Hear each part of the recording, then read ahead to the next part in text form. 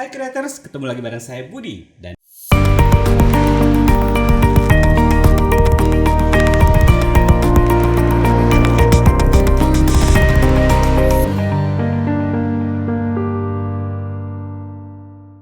di video kali ini saya mau bahas mengenai cara untuk mulai berkarir sebagai video content creator di sosial media dan sosial media mana sih yang paling oke untuk berkarir di tahun 2022 ini. Nah, yang pertama kita bahas dulu mengenai sosial media video content creator. Seorang video content creator adalah seseorang ataupun sekumpulan orang atau tim yang membuat konten berupa video yang selanjutnya diunggah atau dipublish ke platform media sosial untuk bisa dinikmati oleh masyarakat luas sebagai audiensnya. Nah, saat ini sosial media video creator sudah menjadi sebuah profesi dengan penghasilan yang cukup menjanjikan dan menyenangkan untuk dilakukan. Tapi ingat, ketekunan, kerja keras, dan konsistensi adalah kunci utama untuk menjadi video content creator yang sukses. Nah, dari mana sih sosial media video creator biasanya mendapatkan penghasilan? Sebenarnya tergantung dari niche atau topik konten yang dipilih ya. Tapi secara umum sebagai video creator di sosial media, kita bisa mendapatkan penghasilan dari social media ads seperti AdSense, kolaborasi proyek dengan brand atau klien, affiliate, jasa pembuatan video untuk brand, jasa paid promote, atau jika kita sudah memiliki audiens atau jumlah penggemar yang cukup banyak, bisa juga kita membuat produk atau merchandise sendiri untuk dijual ke audiens kita. Selain itu, banyak peluang-peluang lain yang bisa dikembangkan dari video creator di sosial media. Untuk itu, kita harus memperhatikan 3 hal ini untuk mulai menjadi seorang video content creator di sosial media. Nah, yang pertama, kita harus bisa membuat konten video yang tepat. Dalam artian, kita harus memiliki kemampuan untuk berkreasi dalam pembuatan video secara positif, berkualitas, dan juga konsisten. Kita harus bisa memberikan alasan kenapa audiens harus memperhatikan apa yang akan kita sampaikan melalui konten video yang kita buat. Dan jangan lupa juga untuk mengajak audiens berinteraksi dan terlibat secara aktif di konten video yang sudah kita buat. Untuk membuat konten yang berkualitas, kita bisa mulai berlatih kemampuan kita dalam mencari ide konten. Pertama, kita bisa sering update membaca berita dan artikel yang terkait dengan topik atau niche channel yang akan kita buat. Kedua, kita bisa bergabung dalam circle atau komunitas yang suportif dan sering membahas hal-hal positif yang up to date. Ketiga, kita bisa berpikir dan melihat satu hal dari sudut pandang yang berbeda. Keempat, banyak mencari konten dari video creator lain dengan topik yang menarik untuk dijadikan referensi ide konten. Selain memiliki kemampuan untuk secara konsisten mencari ide konten, selanjutnya kita harus berlatih juga kemampuan teknis untuk memproduksi konten dengan cara melakukan syuting video dan juga proses editing video. Untuk tahap awal, kita bisa memaksimalkan dulu perangkat yang kita miliki dan menambahkan beberapa aksesoris yang dibutuhkan dengan harga yang tidak terlalu mahal. Tapi kalau punya budget lebih, akan lebih baik juga kalau kita berinvestasi untuk membeli perangkat yang memadai untuk proses produksi agar bisa menghasilkan konten video yang lebih berkualitas lagi.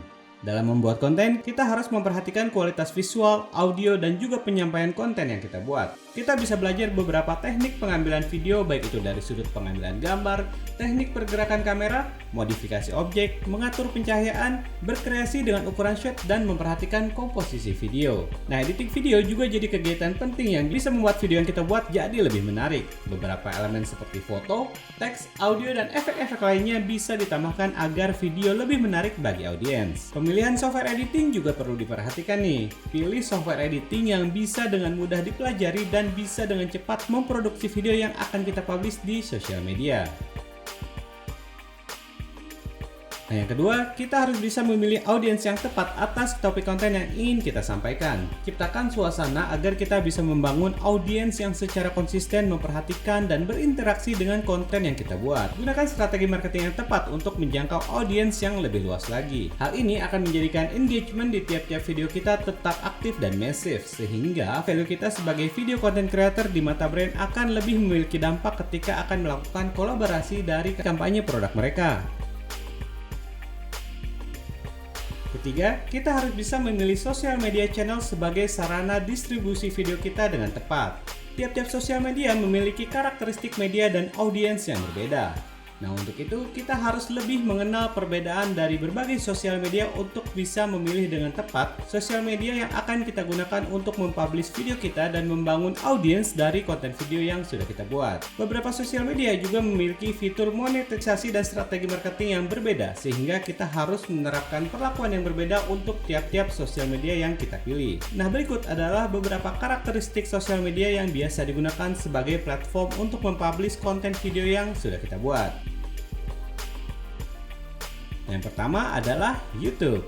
Hingga saat ini, YouTube masih menjadi platform distribusi konten video yang paling sering digunakan dan memiliki audiens yang paling besar di seluruh dunia. Kita bisa mengakses banyak sekali konten di YouTube dan kita juga bisa mempublish video dengan cepat dan mudah sebagai kreator video di YouTube. YouTube memiliki karakteristik platform yang mendukung video dengan berbagai aspek rasio dan resolusi. Bahkan kita bisa mempublish video dengan kualitas hingga 8K agar bisa dengan nyaman dinikmati audiens yang menggunakan TV berukuran besar untuk menikmati konten kita. Kita juga bisa mengupload video vertikal dengan rasio 6:19 atau 9:19 dengan fitur YouTube Short. Untuk secara aktif berinteraksi dengan audiens, selain kita bisa melakukan live stream, kita juga bisa berinteraksi melalui kolom komentar, chat, atau fitur feed post dan story di platform YouTube. YouTube juga sudah memiliki sistem ad dan monetisasi yang matang dan memiliki community guideline yang jelas. Sehingga di YouTube, konten-konten yang dihadirkan lebih tersaring dan hanya konten-konten positif yang memenuhi community guideline yang bisa tayang dan dimonetize. Platform lain yang juga memiliki audiens yang luas adalah Facebook dan Instagram yang terintegrasi melalui jaringan Meta. Di Facebook, kita juga bisa mempublish berbagai video dengan aspek rasio dan resolusi video yang juga beragam. Mirip dengan YouTube, kita juga bisa upload vertikal video, posting feed, dan story juga. Nah, kelebihan di Facebook, kita bisa membuat fanpage yang lebih interaktif dengan berbagai opsi interaksi dengan audiens. Bahkan, kita bisa mempublish cerita walau hanya berupa teks atau dipadukan dengan foto dan video. Facebook Ads juga lebih mudah digunakan dan Facebook memiliki marketplace untuk transaksi jual beli.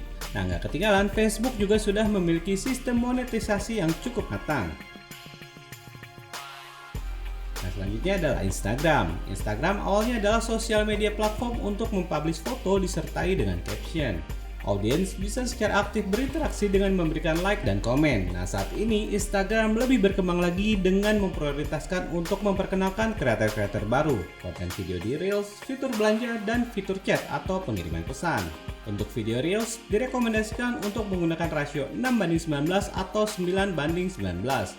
Kita juga bisa memilih banyak sekali audio populer untuk dijadikan background dari video yang sudah kita buat. Instagram juga jadi salah satu platform media sosial yang jadi favorit audiens untuk menikmati foto-foto, story, dan video pendek dari kreator favorit mereka dan melakukan interaksi dari konten-konten tersebut. Hingga saat ini belum ada fitur monetisasi di platform Instagram. Namun pemilik brand cenderung lebih memilih untuk melakukan kampanye produk melalui platform sosial media Instagram dan berkolaborasi dengan kreator-kreator di Instagram yang memiliki followers serta engagement rate yang tinggi.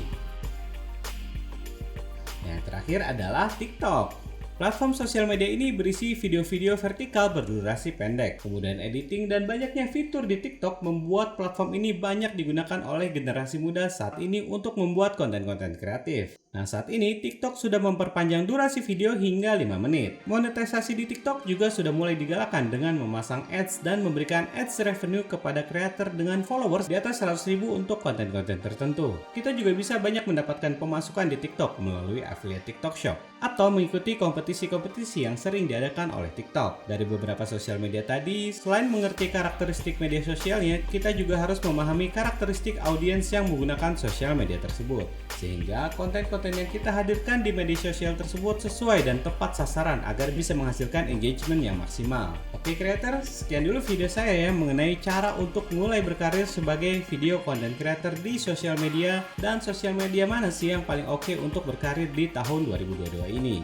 Semoga video ini bisa bermanfaat membantu creators untuk lebih maksimal lagi dalam berkreasi menjadi video content creator. Akhir kata saya Budi pamit, sampai ketemu di video lainnya ya. Dear creators, are you ready to become the next content creators? Yes, I'm ready.